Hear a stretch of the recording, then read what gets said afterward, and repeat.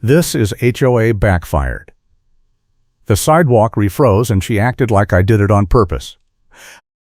Karen pointed at my front walk and screamed that the snow was packed into ice and that counted as not cleared, and she was issuing a fine and a reinspection fee today. "I am not your neighbor right now, I am enforcement," she said, her voice cutting through the cold morning air like a blade. I stood there in my blue winter jacket, hood pulled tight, watching her wave a clipboard in one hand and a tow truck remote in the other like she was about to call in an airstrike. The metal shovel with the bright red handle lay on the ground between us, frost clinging to the blade, and I could see two neighbors across the street, whispering with salt buckets in hand, probably wondering if this was going to turn into another one of her legendary meltdowns. The sun was brutal that morning, harsh and cold, throwing crisp shadows across every patch of ice on the walk, and I knew this was not going to be a conversation, this was going to be an ambush. I live in Fairfax, Virginia, in a master-planned community called Brookhaven Winter Compliance Association, and when I say they run a snow patrol after every storm, I mean they literally send teams out with clipboards and cameras to hunt for violations before the ice even melts. I work as a community event staffer, which means I know how crowds and meetings actually work, and I knew the second Karen showed up at my door that she was playing a script she had run 100 times before. The problem was, I had cleared my walk the day before, salted it twice, and even shoveled the curb cut so the plow could get through. But Karen did not care about facts, she cared about making an example out of someone, and today, that someone was me. "You should have read the rules before you moved in, sweetheart," she said, tapping the clipboard with one gloved finger. Section 12B states that any ice formation resulting from inadequate snow removal constitutes a continuing violation subject to daily fines and emergency reinspection. I am noting the time as 8:43 a.m., and you have until noon to have this walk professionally cleared and inspected, or the fine doubles and we add a vendor compliance review. I felt my jaw tighten. Professional clearing. That was new. I had never heard that phrase in any of the dozen emails the HOA had sent about snow policy, and I had read every single one because I knew they were looking for any excuse to start a paper trail. Karen smiled, the kind of smile that says she knows she just dropped a trapdoor under your feet and there is nothing you can do about it. She pulled out her phone, snapped 3 photos of the walk, then turned and started taking pictures of my work van parked in the driveway, the one I use for event supply runs. "That is commercial parking, by the way," she said without looking up. "Another violation.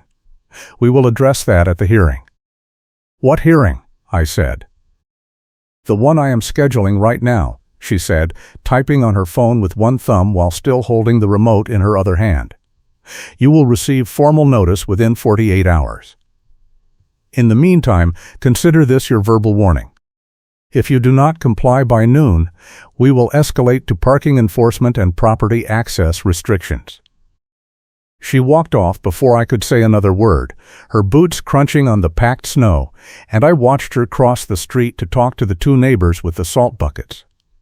They both looked uncomfortable, like they knew this was going to blow up, but did not want to get involved.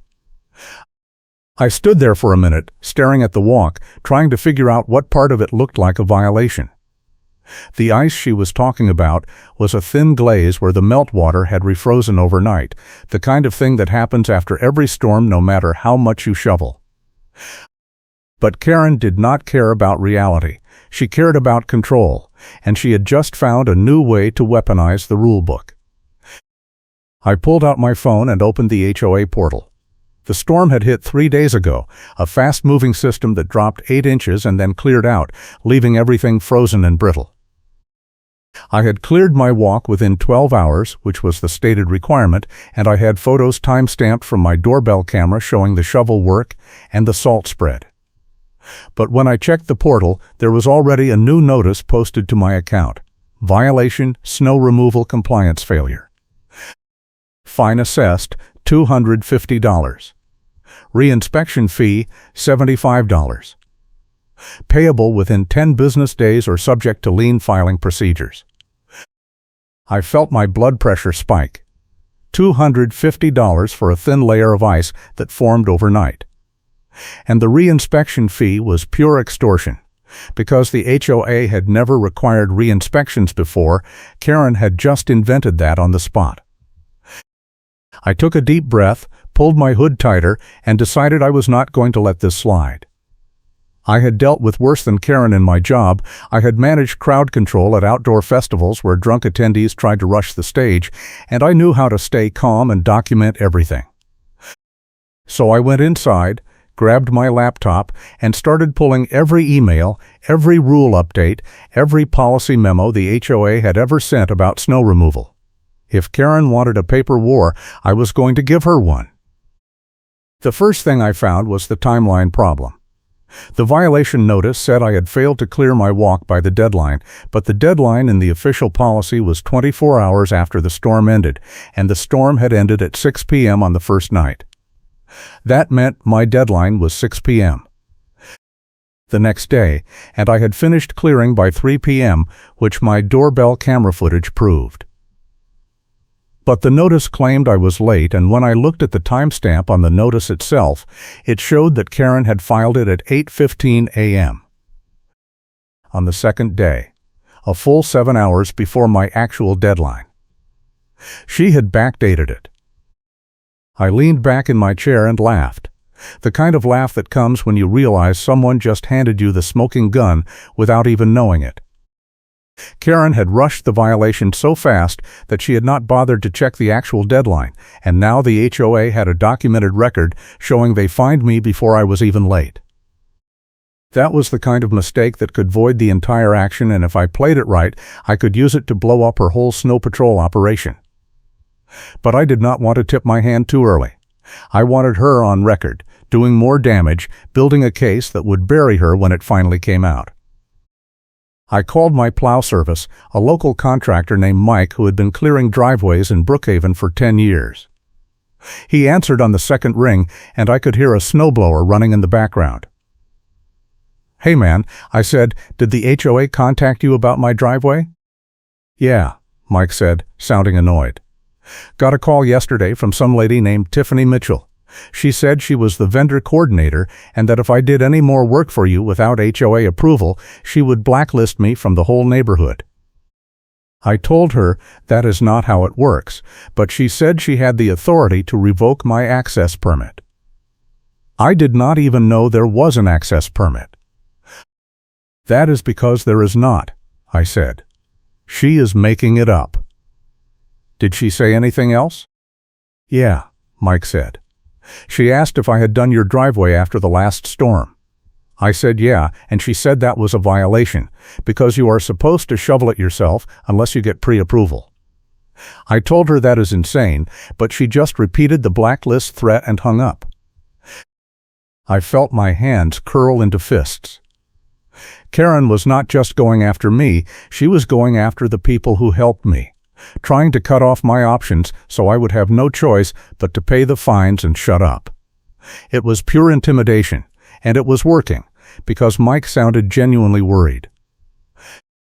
I told him to save the call log and any texts because we were going to need them later. He said he would, and then he asked if I thought this was going to turn into a legal thing. I told him I did not know yet, but I was not going to let Karen run a protection racket out of the HOA office. The city posted a notice the next morning that they were going to start issuing sidewalk tickets for uncleared walkways, and Karen was on the neighborhood group chat within 10 minutes, tagging me and 3 other homeowners, saying that we were all at risk of city fines and that the HOA would not cover any penalties resulting from non-compliance. She added that the board was considering a policy change that would make homeowners liable for any city fines related to snow removal failures, and that anyone who disagreed could bring it up at the next meeting. The whole post was designed to make it look like I was the problem, like my laziness was going to cost everyone money, and it worked, because within an hour I had 2 neighbors asking me in private messages if I was planning to fix my walk before the city came through. I did not stop her, because I wanted her on record. Every post, every threat, every made-up rule was another piece of evidence that Karen was running a personal vendetta disguised as HOA enforcement, and the more she talked, the more documentation I had.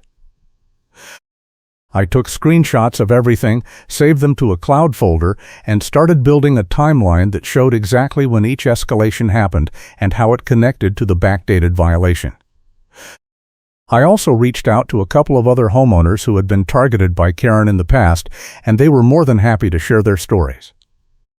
One guy said Karen had fined him 3 times in one winter for ice patches that formed overnight, and another said she had threatened to tow his car because he parked in his own driveway during a snow emergency that was never officially declared. The demand for proof came 2 days later.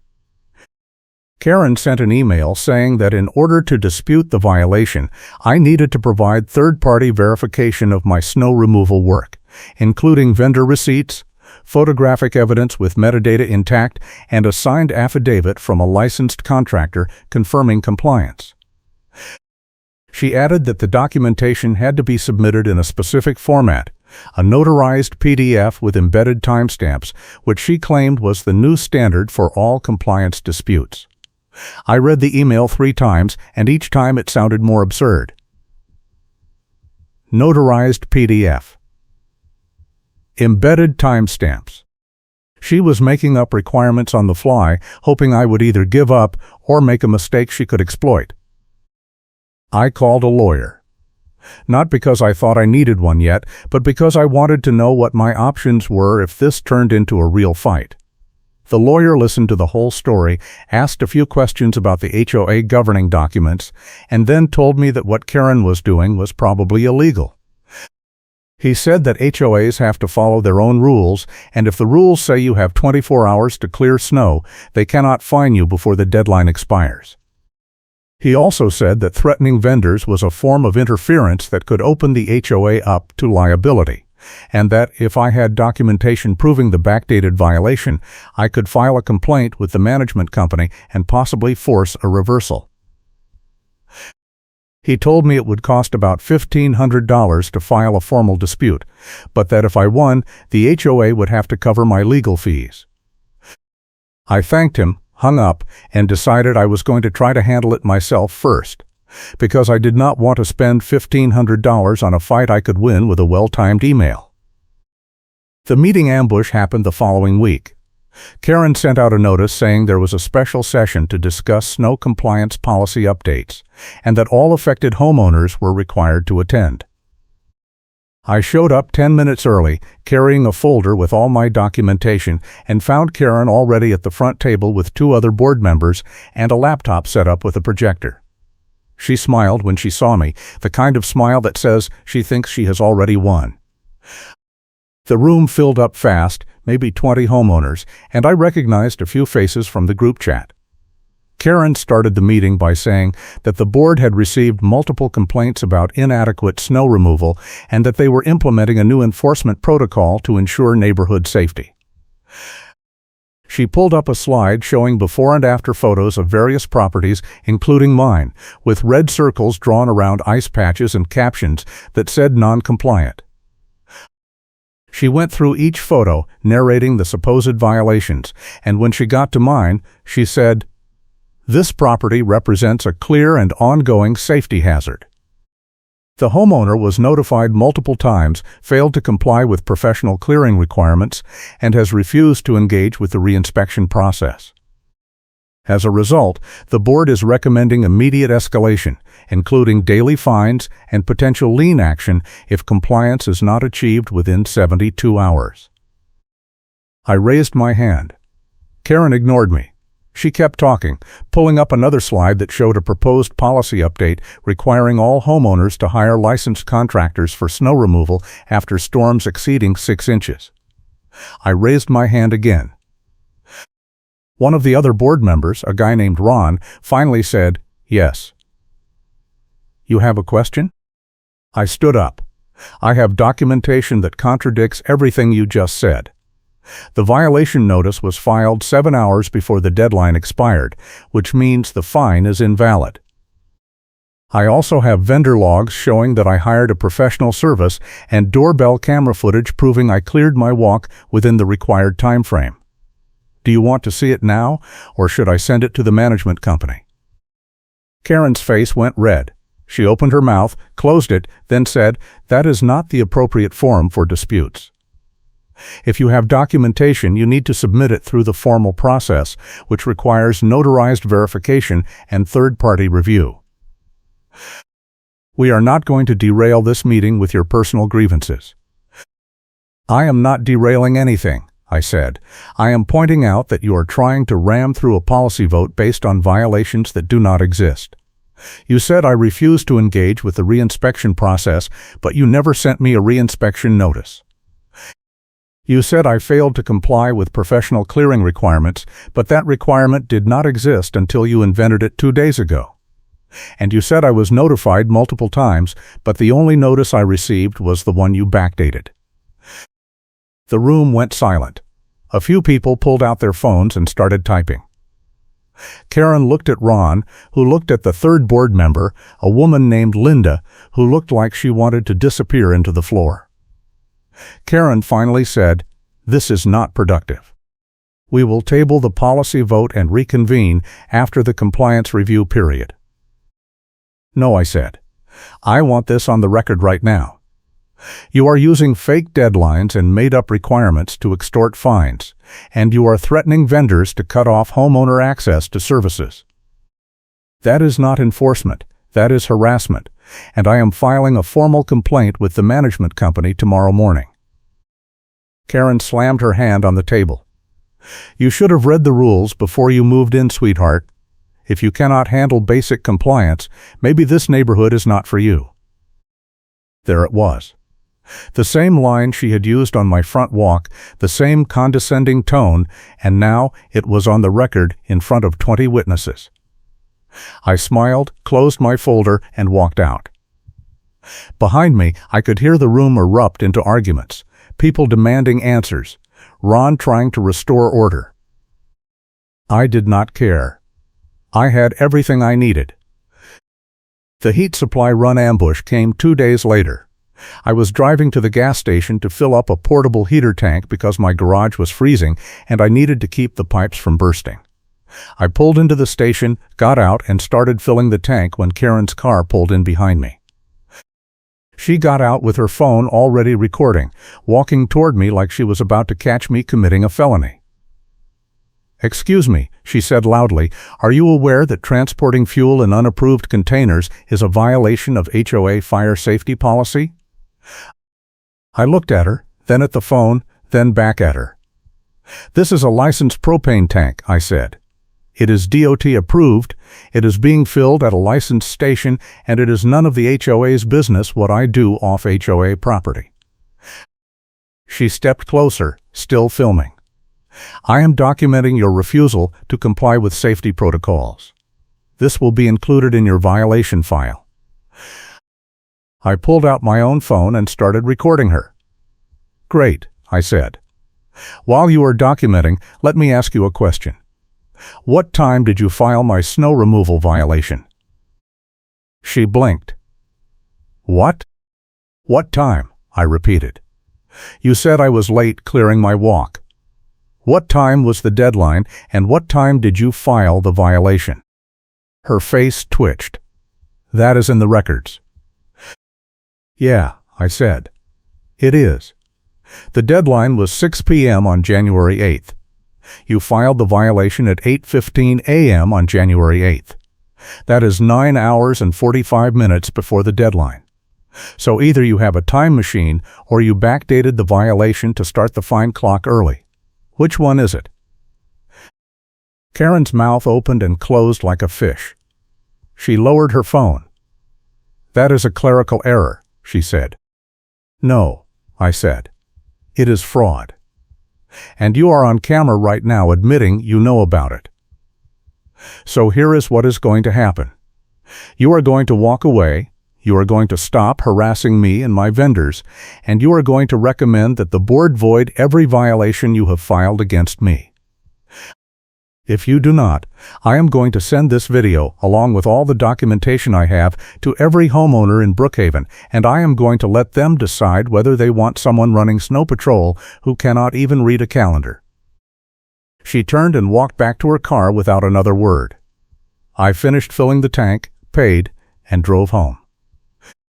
That night, I drafted an email with every piece of evidence I had. The backdated violation, the vendor intimidation logs, the fake reinspection requirements, the meeting transcript where Karen admitted she was making up rules, and the gas station video where she could not defend her own timeline. I attached a bank confirmation showing that my HOA dues had been paid on time every month for the past year and that the HOA had marked 2 of them late anyway, triggering late fees that I had disputed and won. I set the email to send at 6 a.m. the next morning to every homeowner email address in the HOA directory, timed so it would land in inboxes right before people started their day. The email went out like a bomb. By 8 a.m., the neighborhood group chat was on fire. People were demanding explanations, asking why the board had been filing backdated violations, calling for Karen's resignation. By 9 a.m., the management company had sent an emergency notice saying they were launching an internal audit of all recent compliance actions. By 10 a.m., Ron had posted a message saying that Karen had been placed on administrative leave pending review, and that all snow removal violations filed in the past 30 days were being suspended. By noon, Karen's group post about my sidewalk had been removed and replaced with a correction stating that the original enforcement action was based on incorrect information and that affected homeowners would receive refunds. I sat at my kitchen table and read through the messages, feeling a grim satisfaction settle in my chest. Karen had tried to make an example out of me, and instead she had made an example out of herself. The snow compliance squad scene happened 3 days later, right after another storm dropped 6 inches overnight. I was outside clearing my walk, using the metal shovel with the bright red handle, when Karen showed up with 2 volunteers in reflective vests and clipboards. They looked like they were about to conduct a military inspection. One of them, a younger guy named Derek, started taking photos of my driveway. The other, a woman named Susan, pulled out a tape measure and started measuring the width of the cleared path. Karen stood behind them with her arms crossed, watching me like a hawk. "This is a compliance check," Karen said. "We are verifying that all walkways meet the new width standard." "What new width standard?" I said. 42 inches, Susan said, not looking up from the tape measure. I leaned on the shovel. "The sidewalk is 36 inches wide. Are you saying I am supposed to shovel into my lawn?" Derek looked up from his phone. "The policy says the cleared path must be 42 inches to accommodate mobility devices." "That is great," I said. "Show me the policy." He blinked. "What?" "The policy," I repeated. "The one that says 42 inches. Show it to me." He looked at Karen. She looked at Susan. Susan said, "It is in the updated Winter Compliance Manual." "Which was published when?" I asked.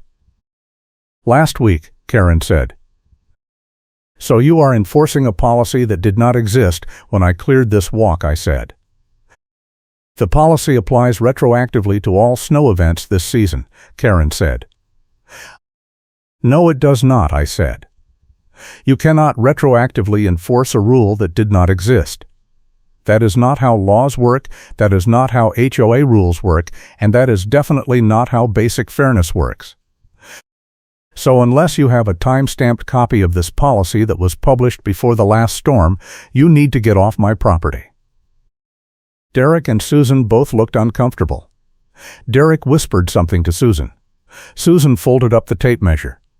Karen said, "We will be filing a non-compliance report." "Go ahead," I said. "Add it to the pile. I am sure the management company will love reading another one of your fake violations." They left. I kept shoveling.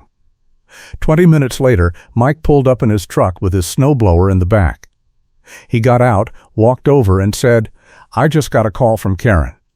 She said if I do any work for you, she is going to report me to the county for operating without a business license." "Do you have a business license?" I asked. "Of course I do," Mike said. "I have had one for 12 years. "Then she is just making threats," I said. "Did you record the call?" "Yeah," Mike said, holding up his phone. "I record everything now. You were right about this turning into a legal thing." I told him to send me the recording, and then I called the lawyer again. This time I did not ask for advice.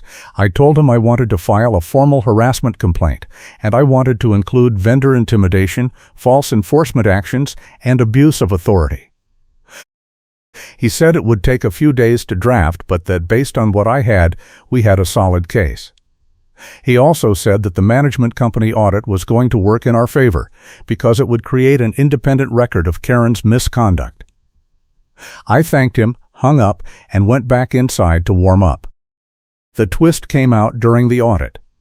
The management company sent an investigator to review the board's records, and what he found was that Karen had been running the Winter Safety Committee like a private police force for the past 2 years. She had created a separate enforcement database that did not sync with the main HOA system, which meant she could file violations, assess fines, and issue notices without any oversight or review. The database showed that she had filed over 300 violations in 2 winters, targeting the same 15 homeowners over and over, and that she had collected nearly $40,000 in fines and fees that were never properly accounted for. The investigator also found that Karen had been paying herself a quarterly bonus out of the fine revenue, which was explicitly prohibited under the HOA bylaws. The report went to the board, and the board sent it to every homeowner along with a notice that an emergency meeting was being scheduled to address the findings. The meeting was set for the following Saturday, and the agenda included a vote on whether to remove Karen from the board and whether to refer the matter to law enforcement. I read the report 3 times, and each time I found something new that made my blood boil. She had been running a scam, pure and simple, using fake violations to pump money out of homeowners and into her own pocket. And the worst part was, she had gotten away with it for 2 years because no one had bothered to check her work until I forced them to. The final showdown happened on a police cruiser hood in the HOA parking lot the night before the meeting. I had gone to the station to file a formal report about the vendor intimidation, and the officer who took my statement said he wanted to talk to Karen directly before the meeting. He called her, told her to meet him in the HOA lot, and when she showed up, he had her sit on the hood of his cruiser while he wrote up the report in the cold. I stood off to the side watching as Karen tried to explain that everything she had done was within her authority as vendor coordinator. The officer did not buy it. He asked her if she had threatened Mike's business license. She said she had only suggested that he might want to verify his compliance. The officer asked if that was a threat. She said it was a recommendation. He wrote it all down, then told her that if any more complaints came in, he would be forwarding the case to the county for a formal investigation. Karen looked at me. "This is your fault," she said. "You could have just paid the fine and moved on." "I did not do anything wrong," I said. "You filed a fake violation to start a paper trail, you threatened my vendors to isolate me, and you tried to railroad at a meeting to push through a policy that would have let you fine people even more. All I did was document it and show people what you were doing. If that is a problem for you, maybe you should not have been doing it." The officer finished writing and handed Karen a copy of the report. He told her she was free to go, but that she should expect follow-up questions if the county decided to pursue charges. She got in her car and drove off without another word. The officer looked at me and said, "For what it is worth, I have lived in an HOA before. I know how they can get. Good luck tomorrow." The special meeting was packed. Every seat was filled and people were standing along the walls. The board sat at the front table and Karen was not there. Ron opened the meeting by reading a summary of the audit findings. And the room went dead silent as he went through the list: backdated violations, fake enforcement requirements, vendor intimidation, unauthorized fine collection, self-dealing bonus payments. When he finished, he said the board was recommending that Karen be removed immediately and that all violations she had filed be reviewed and reversed where appropriate. He also said the board was implementing a policy clarification that would eliminate enforcement discretion for individual board members and require all violations to be reviewed by the full board before fines were assessed. Someone in the back raised a hand and asked if Karen was going to face criminal charges.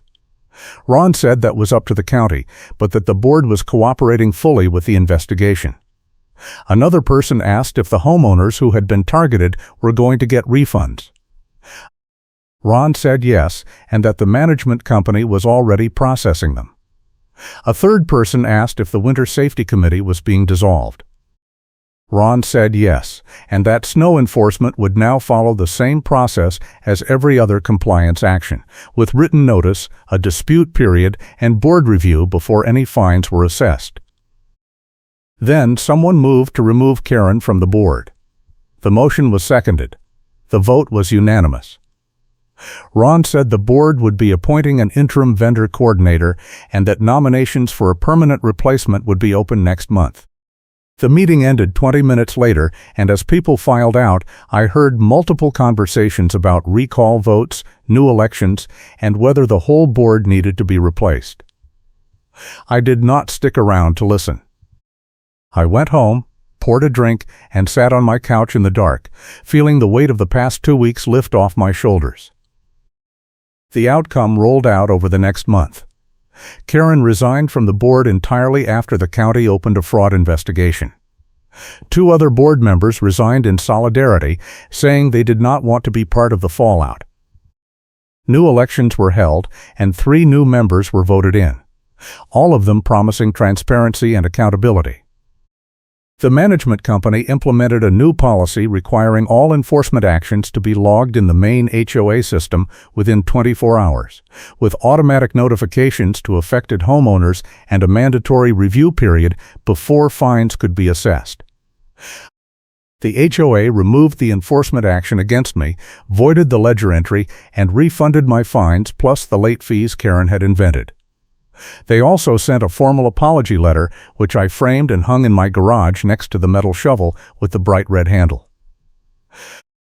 Mike called me a week later and said he had gotten 3 new clients in Brookhaven after word got out that he had stood up to Karen.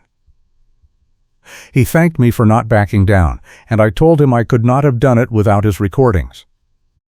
The 2 neighbors who had been whispering with salt buckets that first morning stopped by to apologize for not speaking up sooner. They said they had been afraid of retaliation, and I told them I understood, but that the only way to stop people like Karen was to make them play by their own rules. They nodded, and one of them said he was running for the board in the next cycle because he wanted to make sure this never happened again. The next storm hit 3 weeks later, and I cleared my walk the same way I always had. Shovel, salt, done. No one showed up with a clipboard. No one took photos. No one threatened to fine me. It was just a normal winter morning in a normal neighborhood, the way it should have been all along. I stood on my front porch, watching the sun come up over the snowbanks, and I thought about how close I had come to just paying the fine and moving on. If I had done that, Karen would still be out there targeting someone else, running her private enforcement racket, and no one would have stopped her. But I did not pay. I pushed back, and in the end, the system worked the way it was supposed to. Not because it was designed to, but because enough people decided they were not going to let one person weaponize the rules for personal gain. A few days later, I got an email from the new board president. She thanked me for bringing the enforcement issues to light and said the board was committed to rebuilding trust with the homeowners. She also said they were reviewing every compliance action from the past 2 years to identify other cases where Karen might have overstepped, and that anyone who had been unfairly fined would be contacted for a refund. I replied and told her I appreciated the effort and that I was happy to help if they needed any documentation or testimony. She said they might take me up on that and that she would keep me posted. I also heard through the neighborhood grapevine that Karen had moved out of Brookhaven entirely. No one knew where she went, and honestly I did not care.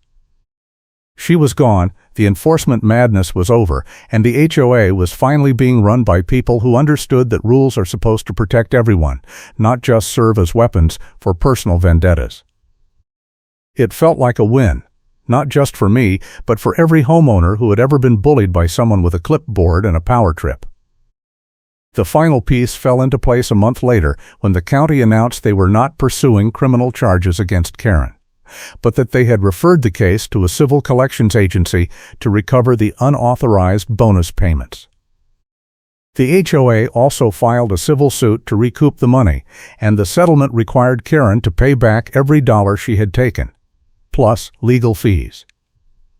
I do not know if she ever paid it, but I know the HOA got a check, and I know that money went back into the reserve fund instead of into Karen's pocket.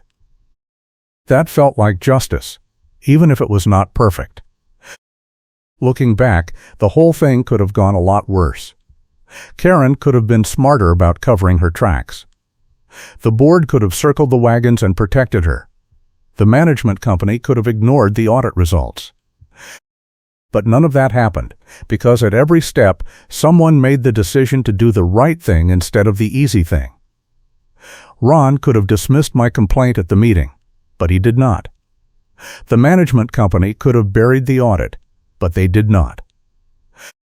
The homeowners could have stayed silent, but they did not. And I could have just paid the fine and moved on, but I did not. Every small choice added up, and in the end, it was enough to flip the whole system. If there is a lesson in all this, it is that HOAs only have as much power as you let them have. They can write all the rules they want, but if those rules are not fair and they are not applied evenly, they are just words on paper. And if you are willing to stand up and say that, if you are willing to document everything and push back when they overstep, you can win. It is not easy, it is not fast, and it is not fun. But it is possible. And sometimes, that is enough. I still live in Brookhaven. I still shovel my walk after every storm. I still see Mike around the neighborhood, clearing driveways and waving when he drives by.